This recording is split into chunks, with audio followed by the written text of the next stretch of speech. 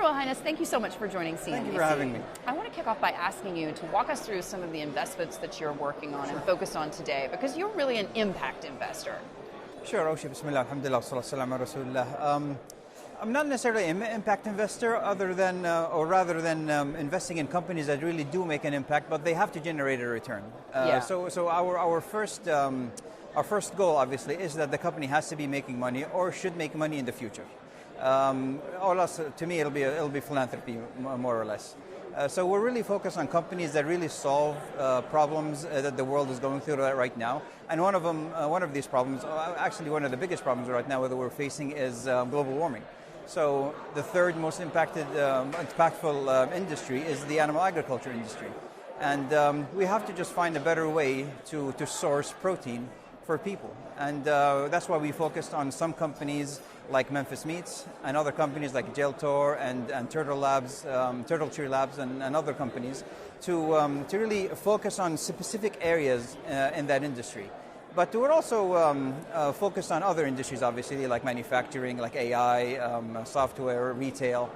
But this is, for me, that's my passion, obviously. Where do you see the biggest opportunities within this kind of space, particularly with regards to the food industry? Because you have a lot of folks now focused on companies like Beyond Meat, for example.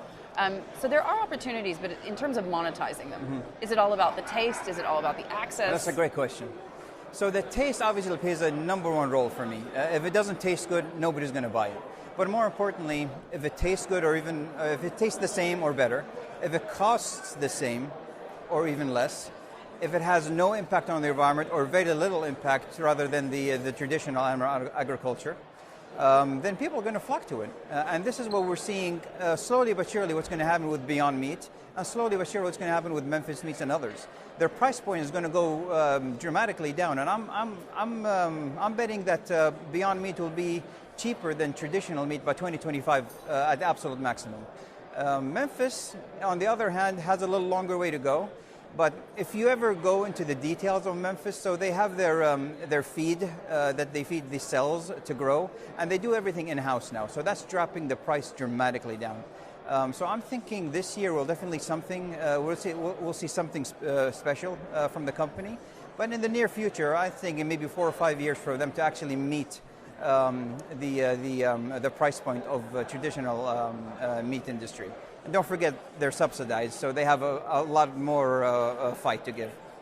Walk me through how you see this playing out within the traditional markets, because at this point there's been a lot of interest, at least so far, but obviously there's so many things today worrying investors, not just coronavirus, the most obvious, lower oil prices obviously impacting this region and perhaps impacting investors in this region, appetite for something new. How do you see this playing out with regards to the market? Okay, so the global market is definitely going to have a positive impact. Why? Because these companies are solving issues that are caused by the issues that we're seeing right now. So global warming is one of them, corona being another one, and other problems with health and whatnot. So these companies are definitely working on solving these issues, but then the issue is they're going to take a little while to actually make that happen. Now, whether we're at a 7-year or 10-year deadline to irreversible issues with the climate change, that's another subject. But everybody feels the need to have these products out in the market sooner rather than later. Walk me through your investment base. Sure. Who's investing in these companies? Is it local investors? Are you talking about global companies? So sadly, no. So I remember coming over to the region about 3 years ago, pitching Beyond. They were doing their Series D, I want to say, or something, maybe. And I had invested in the company then, and I was trying to pitch for others to come into the companies. All I got was eye rolls. And what are you talking about? Plant-based meat. So I'm sure they're kicking themselves in the butt right now, saying, what the heck did we do? But at the end of the day, there's always room to grow. The meat industry is going to grow to a $1.1 trillion industry by 2021, 2022.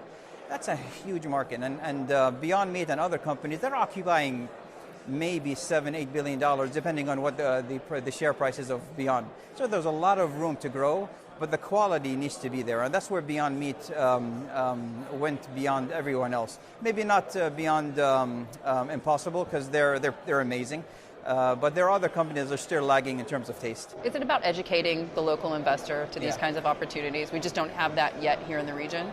I don't want to say just here in the region. The only time that you heard or you saw the general being really excited about plant-based alternatives was when Beyond Meat went public, and that was after their Series H. I want to say around. They've been around for what 9 or 10 years right now. That's a long time for a company. Maybe not 10 years, maybe 8 or 9 years. So still, even the market in the West needs to get educated to get a lot more to get the exposure to what these companies are actually doing. It's not a matter of being vegan or plant-based and all that good stuff. That to me, that's irrelevant. You have to fulfill a market. You have to fulfill a need that the market needs, and the market needs alternatives that are cheaper or the same price. They taste better, and solving real-world issues. We can't sustain feeding 7 billion people the way we are now, and these companies are solving these issues. I mean, Memphis Meats is just a beautiful. It's a perfect example of where the world is going to head in 2025 and onwards. There shouldn't be any more animal agriculture. It should be just a factory that grows meat and just sells meat, and that should be the norm. And I think that will be in the near future. Speaking of educated investors, your father is known as a pretty educated and savvy investor. Is this something that he's gotten into as well? He's looking into it. He's actually involved in it in an indirect way. So he's an investor in BEV, Breakthrough Energy Ventures. And they've invested in alternative protein. They've also invested in geothermals and other alternative energy aspects. So he is by default an investor in that industry, just not through Kingdom Holding. When you are sitting in Saudi Arabia, and this is a country that has the largest integrated dairy farm in the world, for example, Al Marai, how difficult do you think is it going to make, or is it going to be for traditional industries to start to recognize and see that shift? As you know, the energy industry has had to do as well. That's such a great point. So one of our investments is a company called Turtle Tree Labs, and what they do is they grow mammary glands that produce milk, and basically you can start producing milk on an endless basis, so to speak. But the beauty of this company is that it's not just geared towards animals; it's for all mammals. So you can actually have a factory that produces human milk. Why is that important?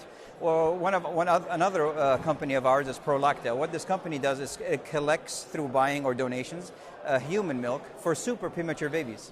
So the issue with super premature babies is that they grow up in these NIC ICU things in the hospital, and sadly the industry calls them $1 million babies because it's so expensive to take care of super premature babies. And the only alternative, the only way that you can give these babies nutrients is through bovine milk or through artificial milk. And that wrecks their intestinal tract. Immediately. Necrotizing enterocolitis is one of the biggest issues that these babies face. And then you have to grow up with hell, going through hell. Sadly, I think 1 of 8 babies die from this issue. This company solves it, and Turtle Tree Labs can easily source this human milk for hospitals to give to these super premature babies, as well as babies, because at the end of the day, babies should be drinking human milk, not cow milk. That's supposed to grow a 100-pound baby into a 700-pound mammal. So you see where it's going. So I think people are going to come forward, and more people are going to get educated to the importance of this. It's just going to take time. Habits are the hardest things to change, as you know. When you think about the investor base going forward in projects like these, companies like these, since the initiation of Vision 2030, we've seen the Public Investment Fund in Saudi Arabia very much willing to look at alternative investments, to look at tech companies, to look at something new and interesting.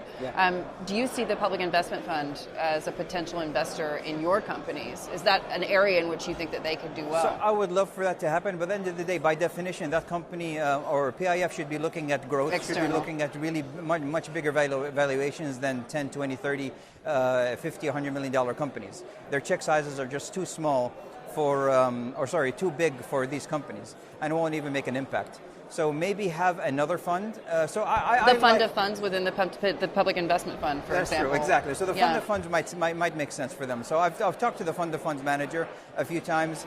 Maybe not necessarily investing in our fund, because we have a fund called Proof. It's a pro rata opportunity fund.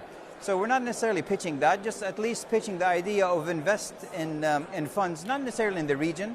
I think it's too early for that, but definitely invest in funds externally that are focused in solving real world problems. I would welcome them to invest in BEV, for example. They're launching a second fund in the next, I want to say 18 months. Have you found it difficult in the wake of the Riyadh Ritz Carlton, the Khashoggi affair, to encourage folks to invest in companies in the region? Have you found any blowback as a result of all of that negative press? So there's no doubt that there is negative press going around with what's happened, with those fortunate incidences that happen and the devastating incidences that happen. Actually, it's definitely hurt Saudi Arabia in some way. But at the end of the day, things move on.